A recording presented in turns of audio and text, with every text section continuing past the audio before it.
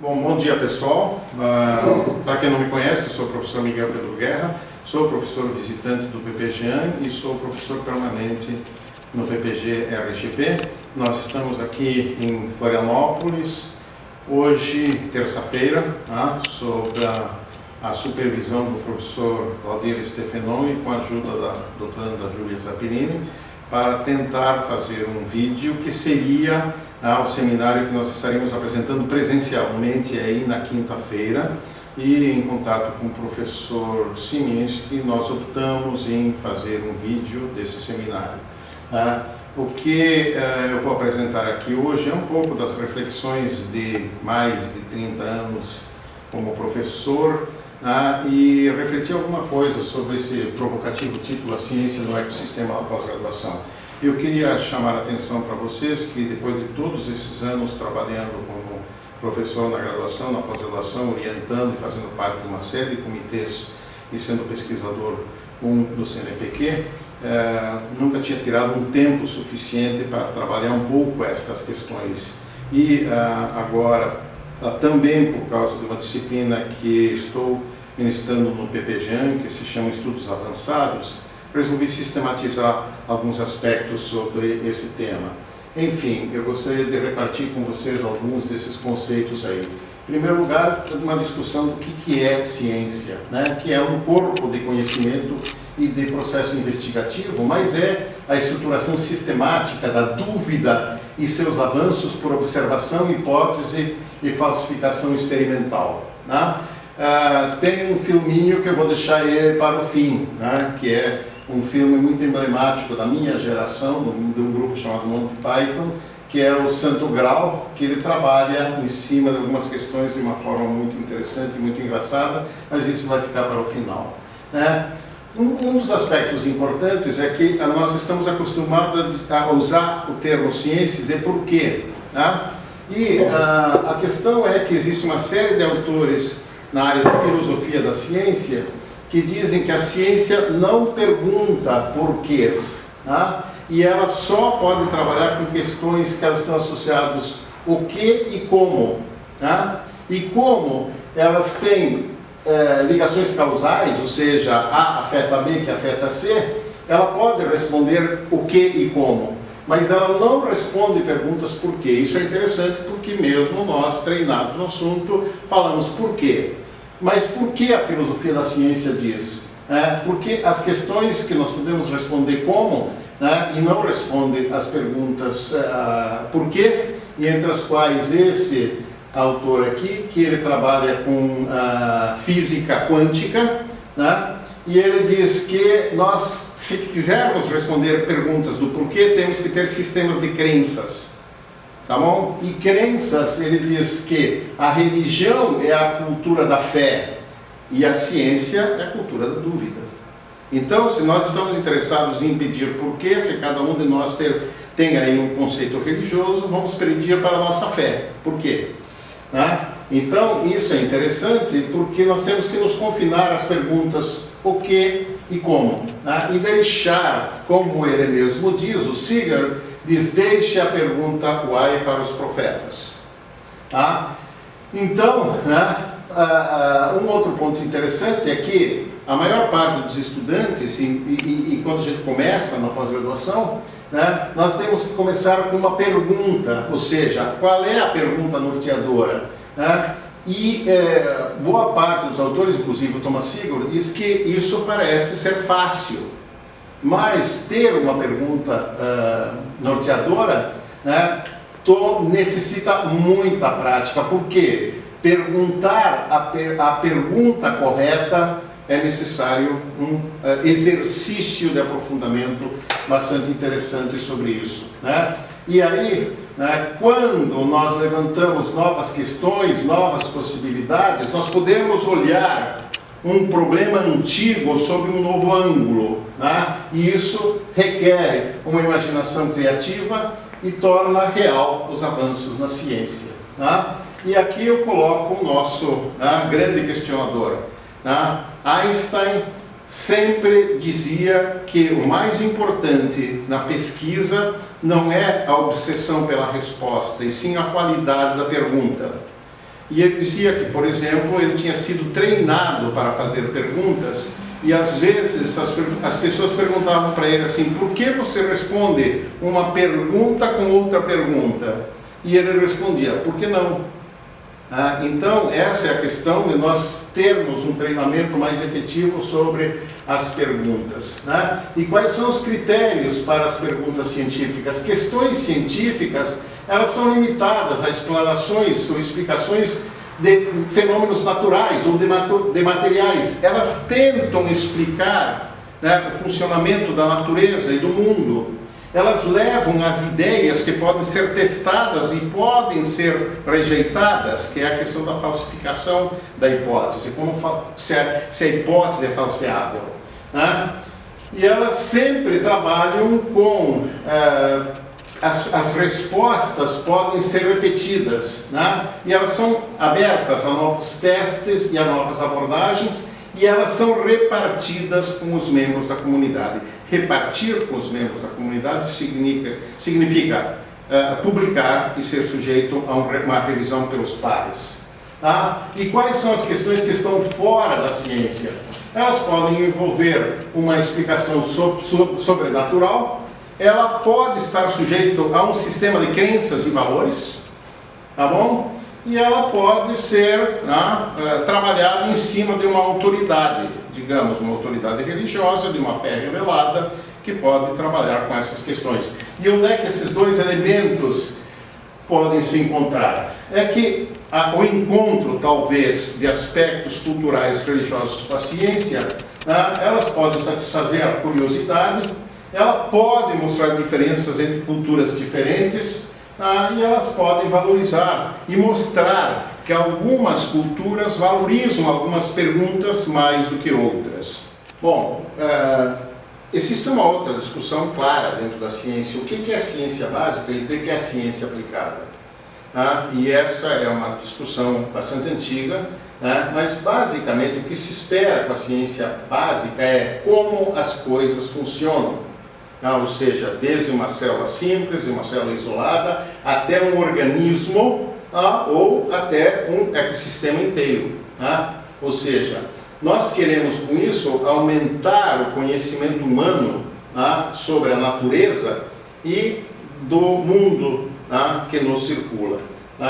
Então, nós poderíamos pensar o seguinte: o que é uma pergunta básica? É como o corpo humano produz colesterol. E aí, a ciência aplicada é usar as descobertas científicas que originam da pesquisa básica para resolver problemas práticos. E aí, voltando à questão do colesterol, é inventar uma droga que abaixe ou que reduza o colesterol no organismo humano. Isso agora passa a ser o quê? Uma pesquisa aplicada. E como vocês podem ver, as fronteiras entre esses dois parâmetros são muito tênues, e há também um corpo de editores de grandes jornais internacionais, de grandes periódicos internacionais, que sempre diz o seguinte: essa questão é irrelevante. E eles dizem o seguinte: existe apenas boa e má ciência, e não pesquisa básica e nem pesquisa aplicada. Esse é um ponto interessante para nós refletirmos, tá? E aí, o que é a questão de ciência, tecnologia e inovação? Eu vou usar um conceito da ONU, que ciência está preocupada com o mundo físico e natural e seus fenômenos, e ela trabalha para responder ou para tentar resolver as operações ou as perguntas fundamentais das leis naturais. O que é tecnologia? É associado ao conhecimento teórico, ter um conhecimento prático e as ferramentas para produzir produtos, processos e serviços. Então, ela vai incluir toda a atividade empreendedora que se utiliza do conhecimento básico para a geração de produtos, processos e serviços. A biotecnologia é um exemplo claro disso. Biotecnologia significa aplicação de princípios do funcionamento do mundo natural, e principalmente dos seres vivos, para a geração de produtos, processos e serviços. As invenções são aplicações práticas do conhecimento e das ideias que emergem da experiência, da pesquisa e do desenvolvimento, e as inovações são aquelas que podem ser incremental, porque elas vão melhorar a produção, a performance de produtos, processos e serviços, e que vão ter um impacto comercial, social, na vida das pessoas. Então, é importante também fazer uma distinção entre descoberta e invenção. Descoberta é reconhecer algo que já existe, e alguém descobriu, e alguém relata pela primeira vez.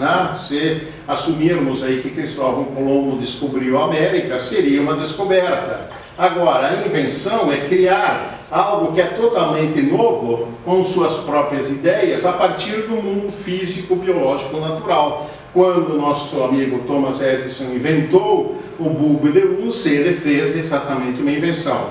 Isto, pessoal, é de uma relevância importantíssima. Por quê? Porque o sistema patentário mundial, ele torna passível de patenteamento o que é uma invenção, mas ele não patenteia uma descoberta, porque senão a natureza poderia ser patenteável. E esse é um ponto também bastante interessante. Então, o que nós temos? A investigação, a pesquisa que cada um de vocês que está começando na pós-graduação ou está trabalhando nos seus projetos de mestrado, ela pode ser num campo de investigação descritiva, que ele pode descrever ou quantificar partes de um sistema natural. Eu poderia pensar uma população e uma variável, eu poderia pensar quantas árvores araucárias estão dispersas pelo campus da UFSC em Curitibanos. Então isso é uma pesquisa descritiva. Eu posso pensar ela como sendo comparativa, eu vou comparar diferentes populações, organismos, em diferentes épocas do ano para fazer uma comparação. Então, por exemplo, tem uma diferença da diversidade de micro-organismos que vivem em uma floresta comparado com uma área que não tem a floresta. Então isso passa a ser uma pesquisa comparativa. E por fim, nós temos uma correlativa, ou seja, uma pesquisa correlativa, que ela envolve basicamente processos em que nós temos duas variáveis e buscamos relações entre distintas populações. Ou seja, um exemplo disso seria como a reprodução de uma aranha modifica-se ao longo de uma estação de crescimento. Bom, uma vez abordados esses aspectos, vamos discutir alguma coisa sobre epistemologia da ciência. Episteme significa conhecimento, logos, estudo, isso vem do grego, e três pressupostos epistemológicos são constituintes do pensamento tradicional, linear, reducionista, mecanicista, que foi herdado de personagens da Revolução Científica do século XVII, tais como Descartes, Francis e Bacon. Essa é a ciência clássica que norteou todo um processo de investigação, de pesquisa e de ciência ao longo dos últimos séculos, e ela se baseia fundamentalmente no pressuposto da simplicidade, que é separar o todo em parte e abordar a parte uma a uma. 2, o mundo é estável e pode ser descrito por princípios ou leis. E 3, é possível a objetividade do conhecimento do mundo. Obviamente que isso levou àquele chamado pensamento reducionista, em que a decomposição das partes pode nos fazer entender o todo. Existe aqui um texto bastante interessante sobre isso, do Vasconcelos, que também trabalha com esses conceitos nesse livro aqui, O Pensamento Sistêmico, o Novo Paradigma da Ciência, que ele faz uma bela apreciação entre esses aspectos e as novas formas que nós chamamos que são o pensamento sistêmico. O pensamento sistêmico decorre de descobertas na microfísica, na termodinâmica, na física, na físico-química, na biologia experimental, na biofísica, e o seu papel é rever pressupostos epistemológicos, e ele reconhece a complexidade em todos os níveis da natureza da instabilidade do mundo, das consequentes imprevisibilidades e incontrolabilidade dos fenômenos. Ela passa a ser uma visão sistêmica, novo paradigmática, porque ela focaliza relações entre os elementos componentes de um sistema, que distingue também a sua própria inevitável relação com esse sistema. Certo? Quem são os precursores? Eu gostaria agora de abordar um pouco mais a fundo essa questão dos precursores históricos desse pensamento, né? O von Goethe, ele trabalhou, inclusive, entre outras coisas, com o estudo da biologia a partir de um ponto de vista dinâmico. E ele trabalhou com esse conceito de morfologia e processos dinâmicos. E ele trabalhou também com conceitos de desenvolvimento a partir da embriologia que passava a ser discutida nessa época aí. Eu sempre comento esse conceito de desenvolvimento porque ele foi apropriado pela engenharia e pela economia e pelas ciências sociais. Tá? E ele foi um conceito que foi retirado, eu digo roubado, das ciências biológicas, porque o conceito de desenvolvimento significa você sair de um zigoto para um organismo complexo e você aumenta a escala de complexidade mantendo uma organização. Tá? Então esse é o conceito original do desenvolvimento e ele passa a dar inclusive a um conceito de organização de sistemas.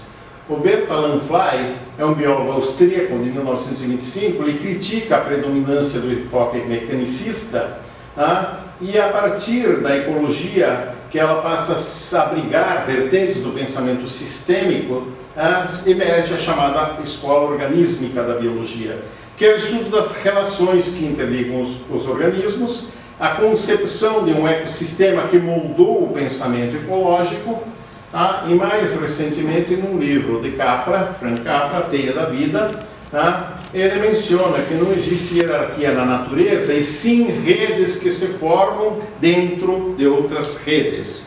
Esse livro é interessante porque o Capra, esse é um dos livros que eu sugeria que vocês todos leiam, né, e discutam, porque nesse livro ele menciona que a sua formação mais da física foi desafiada por uma pergunta que lhe foi dada: como a física poderia ajudar a explicar o funcionamento de um ecossistema, tá bom? E dentro disso, né, ele trabalha com alguns conceitos e alguns princípios de funcionamento que eu vou expor mais adiante, mas dentro do próprio Bert Lanfly, ele publica em 68 a Teoria Geral dos Sistemas, em que estuda os princípios universais aplicados nos sistemas em geral, e conceitua sistema como um complexo de elementos em estado de interação, e os fenômenos não podem ser considerados isoladamente, e sim como parte de um todo. E menciona as características definidoras do sistema: globalidade, não somatividade, homeostase, morfogênese, circularidade e equifinalidade. Então, o que seriam cada um desses? Globalidade: os sistemas funcionam como um todo coeso, e mudanças em uma parte promovem mudanças em um todo. Não somatividade: o sistema não é a soma das partes e deve ser considerado todo em sua complexidade. A homeostase é um processo de autorregulação, ou seja, mantém a estabilidade do sistema, preservando o seu funcionamento. A morfogênese é um processo oposto à homeostase, ou seja, a alteração gradativa, de sistemas abertos em absorver aspectos externos e mudar sua organização. Esse é um conceito também da biologia. A circularidade é uma relação bilateral entre elementos. A equifinalidade, o resultado do funcionamento independe do ponto de partida, ou seja, o equilíbrio é determinado pelos parâmetros dinâmicos do sistema. Certo? E aí, voltando ao nosso Capra, ele menciona os princípios de organização. No final do livro dele, ele menciona os princípios de organização de um ecossistema. E o primeiro, a interdependência. Os membros da comunidade estão conectados numa rede de relações. De forma sistêmica, as interações são tão mais importantes do que as próprias partes.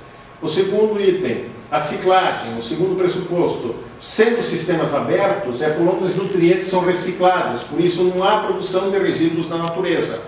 Tá? No 3, a parceria, tendência à associação que estabelece vínculo. 4, cooperação, trocas cíclicas de matéria e energia nos ecossistemas são sustentadas por uma cooperação entre membros da rede. 5, flexibilidade, que ele chama resiliência, retorno ao ponto de equilíbrio após um período de mudanças nas condições ambientais, que ele chama equilíbrio dinâmico. Tá? E 6, diversidade. Tá? Um sistema diverso será resiliente, tá? Porque as espécies podem ter elas se superpõem funções ecológicas que podem ser parcialmente substituídas caso um elo se desfaça. Assim, quanto mais complexa for a rede, mais complexo é o padrão das conexões e mais resiliente será o sistema. Qual é a lição disso? O que isso nos diz? Né? O Capra diz que a decorrência desses princípios é a viabilidade do ecossistema, a sua sustentabilidade. Tá? E ele diz que a sobrevivência da humanidade dependerá da alfabetização ecológica, ou seja, da habilidade em compreender esses princípios da ecologia e viver de acordo com ela. E ele diz que se as sociedades humanas utilizarem esses mesmos princípios de organização que um ecossistema nos mostra, nós teríamos sustentabilidade. Tá? Então, passando agora para um outro ponto, né, uma vez visto um pouco do que nós chamamos de epistemologia da ciência, o que eu quero dizer com isso é que não necessariamente um princípio reducionista ou dedutivo, indutivo não vai ser utilizado. Nós continuamos fazendo boa parte da nossa pesquisa baseada nisso, mas é importante ter em mente que existe a necessidade de uma abordagem sistêmica e que a diferença fundamentalmente do dedutivismo e indutivismo do pensamento sistêmico é que no primeiro caso nós temos uma formação específica numa área de bioquímica, de genética ou da área de ciências naturais ou de ecologia e conseguimos responder algumas perguntas. Mas o pensamento sistêmico ele será sempre multidisciplinar e interdisciplinar. E esse é um aspecto importante que nós temos que ter agora ao estruturar nossas redes de pesquisa. Então, como é que nós fazemos a investigação? Quais são os princípios? Nós observamos, nós temos hipóteses, nós coletamos dados, nós analisamos dados e nós concluímos. Então, nós poderíamos pensar na ecologia, população e variáveis. O que são a população? Todos os indivíduos de uma espécie em uma determinada área. As araucárias ou as bracatingas do campus de curitibanos. E qual é a variável? Qualquer fator, característica que existe diferenciando quantidades ou tipos. Então, combinando esses dois componentes, nós vamos criar aqueles 3 tipos de pesquisa que eu mencionei anteriormente, que é descritiva, comparativa e correlativa. Então, a questão é como, um dos pontos, o que é a hipótese, o que é uma pergunta norteadora? Você vai estabelecer o seu ponto de vista da ideia principal. Então, vocês aí estão trabalhando agora com seus projetos, novamente, e aí vamos pensar o seguinte: se seu trabalho de algum de vocês trabalha com uma espécie ameaçada, e por que? A pergunta seria, por que ela está se tornando ameaçada? E se você achar que as populações humanas têm um papel relevante sobre a possibilidade de ela se tornar extinta, então a hipótese poderia ser formulada da seguinte maneira: o aumento no número de espécies ameaçadas é devido a incapacidade de parte dos cidadãos do mundo, das pessoas, da população do mundo, se importar com o meio ambiente. Então, essa seria a nossa hipótese sobre esse tema aí. E aí, eu trago aqui para vocês um exemplo relativamente interessante que aconteceu há poucos dias atrás.